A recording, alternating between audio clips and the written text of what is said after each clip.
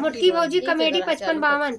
हल्दी है, चंदन है, रिश्तों का बंधन है। खुशबू जी के लाइव में आप सभी का अभिनंदन है। क्या दोस्तों सभी से नमस्ते प्रणाम करते हैं। मंजू मोहिनी का प्रणाम आप लोग अबे आप लोग इन ना भाई ओकर तुमसे ध्यान ही ना दिए भाई बेचारों पन्ना लिख के बैठी है। गीत सुनाते हैं, आप सबको अगर अच्छा लगे तो कमेंट करके जरूर बताइएगा।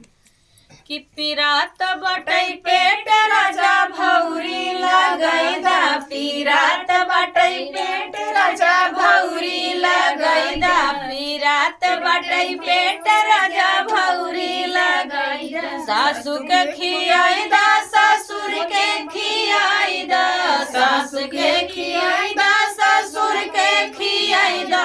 जवन कुछ बचई राजा हर सर कैदा, जवन कुछ बचई राजा हर सर कैदा। पीरात बटई पेट राजा भौरी लगई दा, पीरात बटई पेट राजा भौरी लगई दा। जेठ के खियाई दा, जेठान के खियाई दा, जेठ के खियाई दा, जेठान के खियाई दा। जवन कुछ बचई राजा हर सर कैदा, जवन कुछ बचई राजा हर सर कैदा।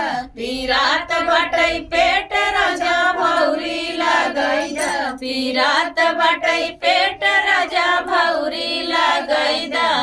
देवर के खियाई दा, देवरद के खियाई दा, देवर के खियाई दा, देवरद के खियाई दा। जवन कुछ बचई राजा हर सर कैदा, जवन कुछ बचई राजा हर सर कैदा।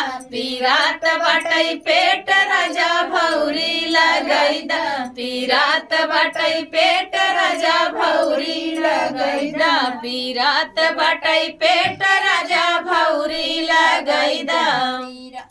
चाची अपन बोली लगाए